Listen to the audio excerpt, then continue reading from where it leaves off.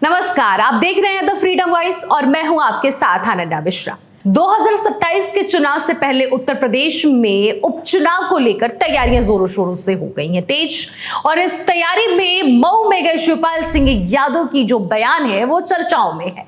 आपको बताते चले कि 2027 के चुनाव से पहले मऊ विधानसभा सीट पर अब्बास अंसारी के जेल जाने से उन्हें अयोग्य घोषित करने के बाद से वो सीट रिक्त हो गई है। अब उस पर दावेदार कौन उतरेगा इसको लेकर चर्चाएं शुरू हो गई हैं। लेकिन जिस तरह से शिवपाल सिंह यादव बीते दिन मऊ में पहुंचे, वहां पर चिरैया कोर्ट में एक श्रद्धांजलि समारोह में उस दौरान उन्होंने साफ साफ शब्दों में कहा कि टिकट तो समाजवादी पार्टी की तरफ से अंसारी परिवार के किसी सदस्य को मिलेगी और वहां पर अंसारी परिवार ही जीत हासिल करेगा।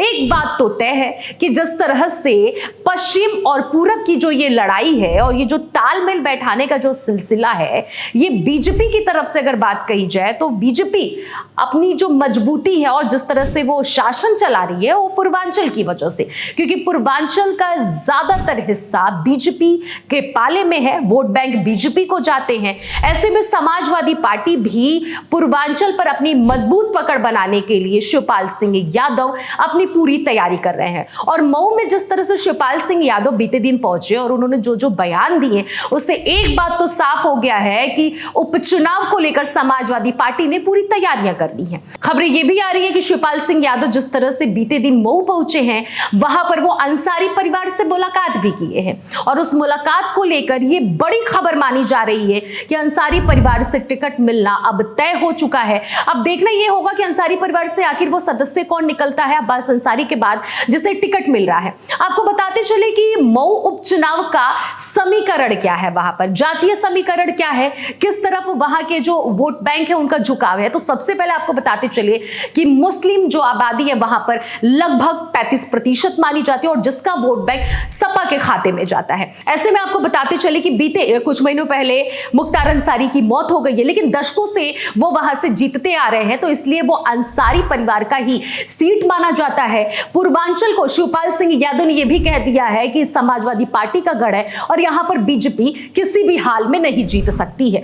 राजभर पर भी उन्होंने तंज कसा। ओम प्रकाश राजभर जिस तरह से बड़ी बड़ी बातें कह रहे हैं कि वहां पर वो खुद के पार्टी के किसी सदस्य को टिकट देंगे, वहां पर चुनावी मैदान में उतारेंगे और उनकी पार्टी का सदस्य जीत हासिल कर लेगा। उनको इस बात का कॉन्फिडेंस है। साल 2017 में उनकी पार्टी दूसरे स्थान पर आई। साल 2022 में जिस तरह से उन्होंने अब्बास अंसारी को टिकट दिया तो अब्बास अंसारी वहां से जीत हासिल किए। तो ऐसे में ओम प्रकाश राजभर को यह लग रहा है कि उनकी पार्टी अकेले के दम पर वहां पर जीत हासिल कर सकती है और समाजवादी पार्टी को पूरा भरोसा है कि पूर्वांचल में वो अपनी पकड़ को मजबूत कर लिए हैं और लगातार वो संगठन को मजबूत करने के लिए शिवपाल सिंह यादव एक से बढ़कर एक रणनीति बना रहे हैं, कार्यकर्ताओं के ऊपर पूरी जिम्मेदारी दे रहे हैं। लेकिन इस बीच अगर शिवपाल सिंह यादव के बयान का जिक्र किया जाए तो शिवपाल सिंह यादव राजभर के साथ साथ बीजेपी पर भी जमकर उन्होंने वार किया। उन्होंने साफ साफ कहा कि बेरोजगारी चरम पर है, महंगाई चरम पर है और ऐसे में बीजेपी किसी भी हाल में यहां से